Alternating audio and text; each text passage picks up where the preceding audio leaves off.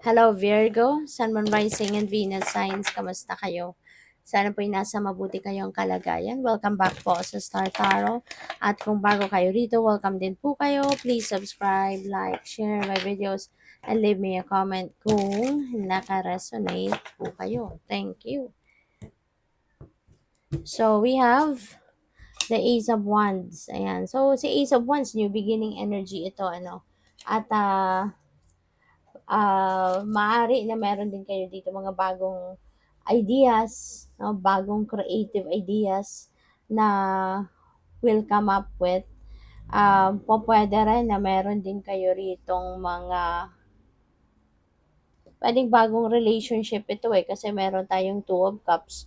So maybe ang iba sa inyo will have an idea na lalo-lalo na kung merong mga nanliligaw sa inyo kung single pa kayo. So siguro, eto na yun, magkaka-idea na kayo na, oh, sige nga, 'di ba? Sagutin ko nga yung taong ito. Lalo-lalo na kung nagugustuhan mo din naman yung tao, 'di ba?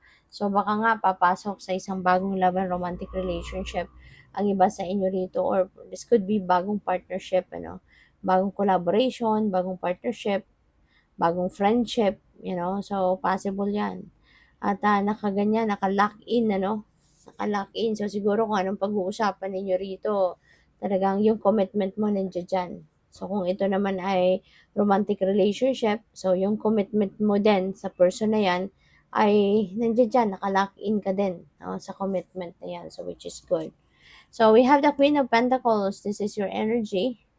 And,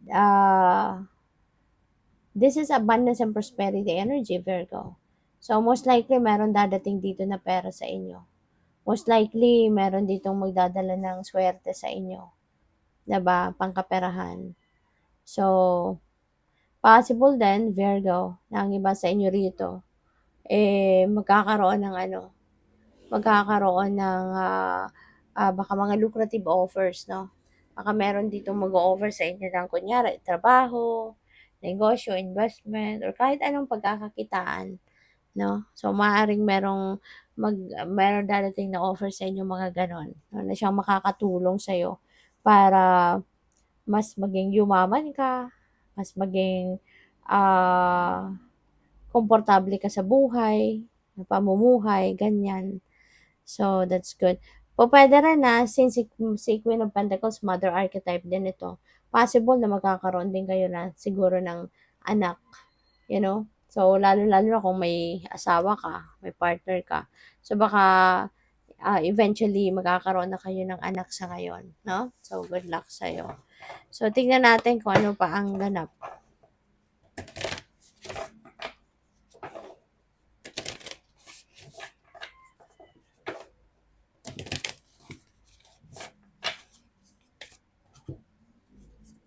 So, we have don't let pride get in your way. Huwag mo nang 'di ba? Huwag mong pairalin Virgo, yung pride. Kasi nakakasira 'yan ng relasyon. Kahit anong klaseng relationship, whether it is romantic, whether it is friendship, talaga nakakasabotahe, no, yung pride. Kapag pinairal mo yung pride, ay nako, sayang lang ng effort, sayang ng lahat. Kasi sisirain lang nito yung inyong relationship, sisirain lang nito yung inyong samahan, 'di ba? Kasi kunyari, nagkaaway kayo, pinaandar mo yung pride, imbes na magkabati na kayo, imbes na 'di ba, mag-step up as the bigger person ka na, hindi, mapipigilan ka kasi kung papairalin mo yung pride mo, di siyempre aatras ka, 'di ba? At mag-aantay ka na bahala siya, kung ayaw niya 'di wag. Mga ganyan sitwasyon. So, sayang na relationship, 'di ba? Kasi hindi mo rin naman hawak yung isip ng tao. Hindi mo rin hawak kung ano naman yung judgment ng tao. So, the longer you wait, no, na magkausap kayo, mas maraming nalalaman ang bawat isa sa inyo na kung ano-ano mga information from other people na po pwedeng magpalayo pa lalo ng kalooban ninyo sa isa't isa. 'Di ba? Pero kung hindi mo pinairal ang pride, puwedeng after isang araw na nagkaaway kayo, puwedeng makipagbati ka na, puwedeng ikaw yung mag-i-initiate na makipag-usap agad, 'di ba? Pero kung may pride, yun nga, puwedeng tumagal ng tumagal hanggang sa lumipas ng panahon, tuluyan ng hindi kayo nagkaayos. Kaya don't let pride get in your way. Kasi walang maidudulot na magandang epekto ito sa buhay ninyo. Balance is spirituality and practicality. Ayan. So, this is also important for you to embrace ngayon, yung balance. 'Di ba? Kasi hindi po pwedeng isang area of life lang tayo eh. Doon lang tayo nakafocus, yun lang inaasikaso natin. Paano naman yung ibang area ng buhay natin? 'Di ba? So, dapat balanse lang ang lahat. Dapat binibigyan mo ng oras ang bawat area sa buhay para kasi kapag may imbalance, doon nagsisimula yung problema, you know? So, para hindi na mag-magnetize pa ang problema. So, dapat agapan mo na, balansehin mo na ang lahat.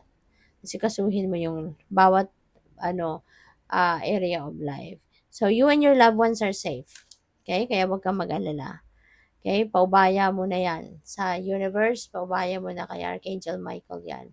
Huwag kang mag-alala. Kasi si Archangel Michael naman, lagi nandiyan dyan, pinoprotektahan tayo. Diba? Ginagabayan tayo, ginagwardyahan tayo.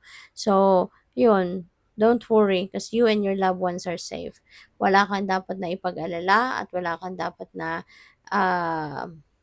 wala kang dapat na ika-stress. Diba?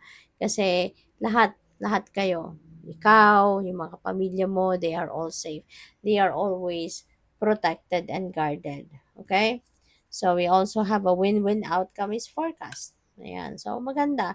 Maaring magkakausap na kayo nitong mga taong hindi mo kabate lately, baka magkakaayos na din kayo, no? At yung mga bagay-bagay, will turn in your favor. So, which is really good. Kasi nga, kung meron ka ding kaaway, hindi rin maganda eh. Kung meron kang hindi kabate, hindi rin maganda. Kasi attract pa yan ng mas marami pang negativity into your life. So, mas lalo kang minamalas, mas lalo kang imbes na good fortune ang dumating, bad fortune. Kasi iba nga, yung negative ang nararamdaman mo, so yung negative ang ina-attract mo sa buhay mo. 'Di ba? Kaya ngayon, feeling ko, kaya kayo magkakaroon ng win-win outcome kasi unti-unti maayos mo na to. Magiging maayos din ang inyong sitwasyon, magiging maayos yung kind of energy na babalot sa inyo sa ngayon. Kaya syempre, kapag positive ang energy na nararamdaman mo, yun ang nag exude no, sa iyo. So, yung maa-attract mo din na energy sa paligid mo na para dumating or pumasok sa buhay mo, positibo din. 'Di ba? Kaya always remember no, na negative will attract negative, positive will always attract positive. Okay? Good luck sa'yo. Thank you for watching. Love and light. Namaste.